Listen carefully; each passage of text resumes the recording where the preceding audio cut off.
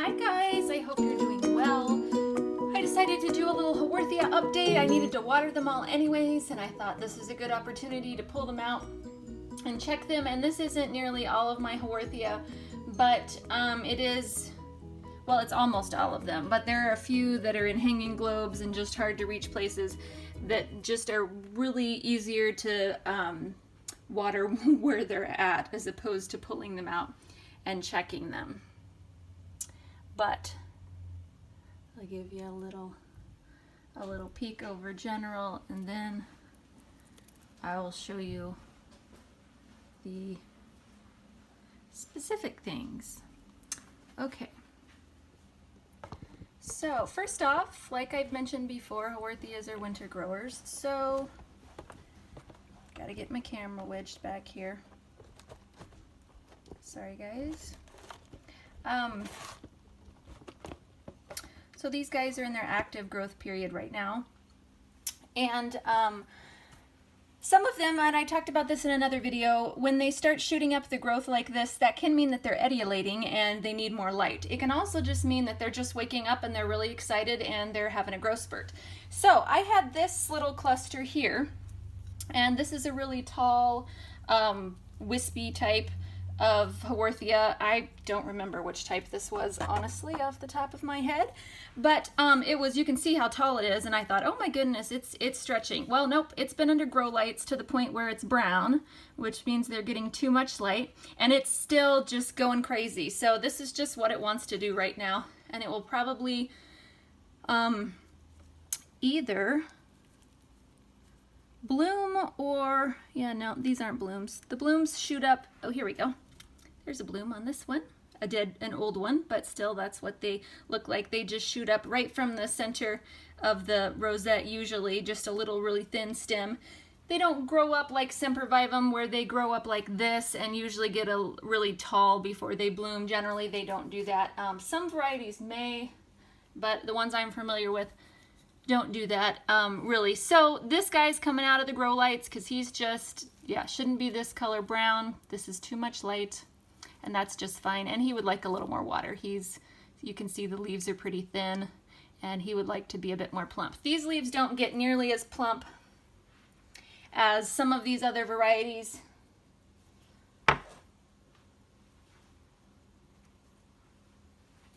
Like this guy here.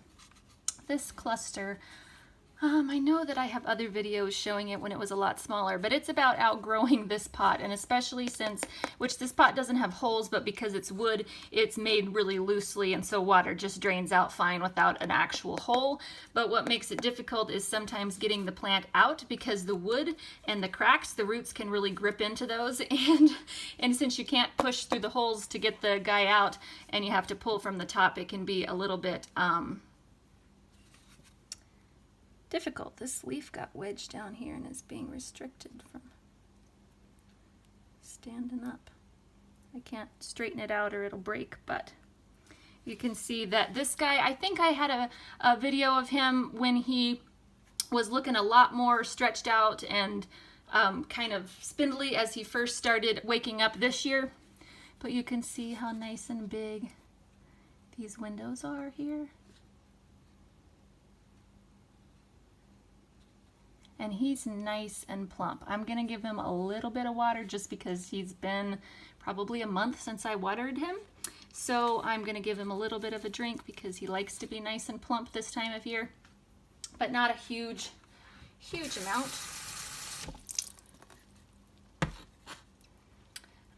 Let's see, what else do I have to show you guys? Maybe I'll pull the camera up just a bit so that I don't have to be quite as close. These guys are really going to town. You can see all the new little sprouts. They were a really, really tight, compact little cluster of rosettes that looked, you know, about like this, the whole thing, in my last video, I believe. And there's a couple of these that I think may not quite survive. This was a pretty big cluster. And yeah, see, look at this. It's not that this guy is unhappy per se, it's that he's not in the dirt. He's up above the dirt, and this happens a lot with clusters. These these plants up on top, and I've showed this in other video, they can, as the dirt, especially in a container, settles, it can almost be kind of concave, and these ones up here get out of contact with the actual soil. So, but these guys have nice little white roots. Oops, sorry. This has nice little white roots and will wake up just fine, but it needs to be in another pot where it can be watered more and where it can actually be in contact with soil. So I'm going to pull this guy out too, because both of those are not growing and expanding like all of the rest of this is. I'm just feeling around to make sure everybody's tight and happy. There's a couple more really, really small little starts like this that aren't getting contact with the soil, and I may actually repot this guy and give him a little bit of a, set him back down into the pot a little bit further and check and see if he needs anything else. But he's gonna get a little drink here. I have really loose draining mix on these guys. Someone asked the other day on Facebook, and I don't even know if I ever answered the question, but I think other people did, and they asked, I have a Haworthia that's really struggling, can I put it in pure pumice? Or someone told me that they put theirs in pure pumice and then watered it every day. And this time of year you can totally do that, and if you have someone that is really struggling, that can be a good thing to do. This is another option. This is a guy that has been struggling and was outside and went very, very, very dormant this summer, and then was in a seed tray that I didn't water. And so I am taking him out of the seed tray. It's just not enough moisture when I'm watering them, and put this a little bit of water, and I stick him down in just like this. And it's not in contact with the water, as you can see. It's just enough moisture and humidity with him stuck down in here that it will encourage the roots to grow. So we will see how this guy does and if he perks up, and I will show you that. But this is another option. For me, I can't promise this lovely little baby that I will actually water it every day, or every other day even, or every week. And so if I put him in pumice right now with my health and being really in and out, he wouldn't survive. He's gonna die. And so this is my option. So if you're really busy and you're afraid you'll forget to water them, but there's just no roots, and you can see on this, let me see if it'll focus. Let me set this down. You can see the white nubbins right here. This is great. This is good sign of new roots coming out. It just needs some TLC and some love, hopefully. But it's not all dead and brown or anything like that. So I've got this guy setting around, and every once in a while I just give him a shake like this, and that gives his roots a little bit of moisture. And yep, and he'll continue to grow. Let's see what else I can tell you. I'm going to pick up the camera here so that I don't have to pick all of these up. And this cluster is going to get repotted. I'm going to go ahead and water this right now. And this is a lot of Haworthia and not a lot of potting mix. And it's a pretty loose potting mix, so I give them a really good drink, as you can see, when they need it, which it's been a little while. I kind of do my plants in sections so that they don't all end up needing water at the same time. But all of these could use a little drink and a little bit of a wash. Get the dirt off their leaves, make sure they can breathe, and just be all happy. Alrighty, those guys are pretty good. This guy right here is a Haworthia truncata that was imported, and I got him, I would have to look back and see, but at least 8 months ago, and he is not perking up. You can see how thin the leaves are, and so I think I may pull him out of the dirt and do this for him as well, because I just cannot keep him watered enough without causing rot at this point. If I put it in a mixture that holds enough moisture like he's in right now, which is what most of my Haworthia are in, then he just doesn't get enough because he just wasn't well rooted enough. And if I put him in something like pumice, I just can't remember to water him. Well, I can remember, I just am not able to always get up and do it. And so I think I'm going to do that so that he can have some moisture, because he really needs to be waking up while it's grow time. And these guys are doing well. They're just ready for a little bit of a drink also. I have had a few people tell me I saw how you watered your whatever, and I did that to mine and they died. Or I would never do that to mine, they would die. And I say, good, I'm glad you know that. Mine, however, like my treatment because I am watering them according to what they're in and how long it's been and yada, yada, yada. But taking what I'm doing and going, okay, I'll drench my Haworthia is not a good idea because depending on the mix that your guy is in, it may need some quite different amounts of water. And so yeah, keep that in mind. What I'm doing is good for my guys, not necessarily any kind of a rule that should be applied to any other. These guys were in the pot over on my heater, my oil heater, that was just away from all light basically and in the corner, and I finally took them all apart. They were in a container with a bunch of others, and I finally took it all apart and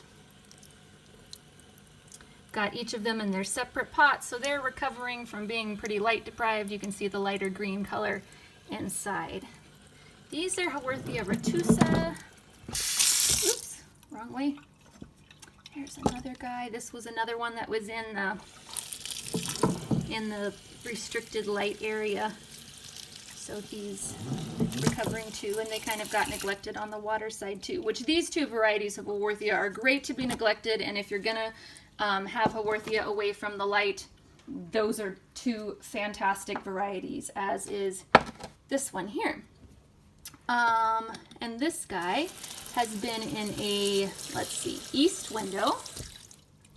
But you can see with this light colored here, this means he's not getting enough light. And I don't know how often I see on Facebook and other places people post their plants but say, I know it's getting enough light because it's in a window. But that does not mean it's getting enough light for sure. And yes, these guys do well with fairly low light, but eventually they get to the point where they need some good light. So this guy is actually going to move to a southern window and just get a little bit more exposure for a while and see if we can get him darkened up again in the middle and on these pups. Okay, here's another baby with lots of pups on this guy. Just gonna give it a little drink too. These are some more retusa, I believe, or else those were cymbiformis. I have labels for these guys and took them out because I divided them up and took pups off of them quite a long time ago and never put their tags back on them. So I will pull out their tags and return them eventually.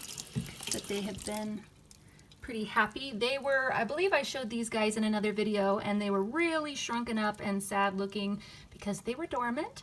And as you can see, they plump right back up in the winter time.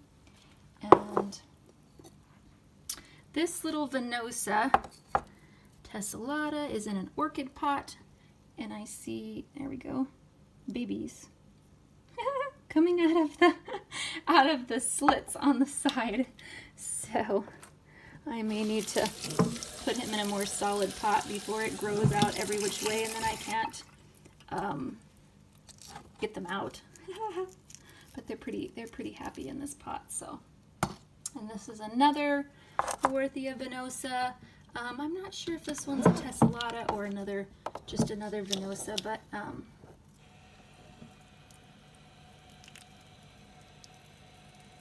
it was either a pup I broke off of one of my other ones, or it was just a tiny little plant that someone gave me. A couple people, while I've been sick, have given me,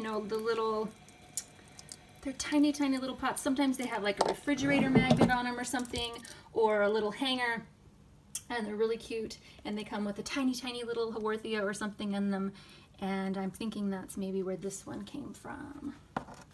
This guy is for sure one that came as a gift, and I don't know what it is. Someone suggested on my another video here that it was a type of Gasteria, I believe, and I recognized it, but it just doesn't look quite right for that, and he doesn't seem to like light. When he's in a southern window, he looks like this, kind of peaked, and when I pull him out he seems to green up, and so he likes quite a bit of water. And so I'm a little confused. I really thought it was some type of a Haworthia variety when I got it, but I don't know. All right, this guy, we'll give him a little drink also. I don't know if you guys like these videos that are a little bit less teaching and wordy and a little bit more showing off plants, or if you like the more teachy ones where I'm actually spitting off information about these guys. But I thought, it'd be fun since I'm watering all these to just do a quick little catch up on these guys, since it's been a couple of months, I believe, since I did the video about Haworthia dormancy, if I'm remembering right. And these guys are some other great varieties for not much light that I've kind of poked in together, which they were kind of sorely abused for a while. You guys, I mean, it's not even, I am so serious. I don't know how half of these plants survive. It's one thing to know what to do for plants, and it's an entirely another thing to be able to get out of bed and actually do it when they need to be done. And so I am just amazed that as many of these guys are thriving as they are, and this is why I have succulents and not a bunch of other house plants that if they can't be watered within a day or two will wilt and die, because that just would not do for now. I used to have a lot more leafy house plants and stuff when I was younger, and not so much succulents, more only the cold hardy succulents, and but I can't, it's all I can do to keep a couple, you know, African violets and few things alive in my shadier places, because I end up focusing on the succulents when I'm able to get out of bed and then forget to water them. Oh well, they're pretty happy, which is awesome. And then one of the reasons that I love succulents, as long as you care for them and don't overwater and overdo some of these really common mistakes, they really will thrive on sheer neglect almost. Now, I've heard a lot of people say, oh, succulents are so easy, and lump them all together, and that is just hysterical to me, because lumping any, that's like saying trees are so easy to grow. It's like, really? It depends on what tree and where you're at. In some places, those certain trees won't grow at all, and so it really does depend on which succulents.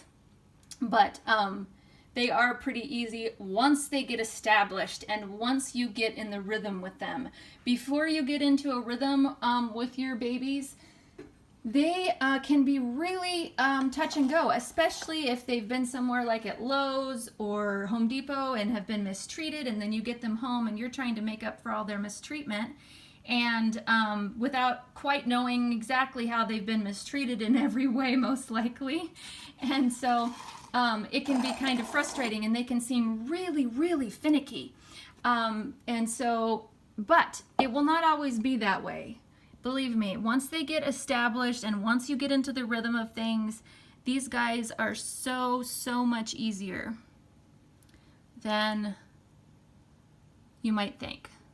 I love truncatas. I don't know why they're such a craze, but I really, really enjoy these thick, fat leaves. I love Gasteria also, but the windows in these are really, really cool. Alrighty, I will let you guys go for today. I'm gonna video a bit more up close, but I will talk to you later, and happy growing.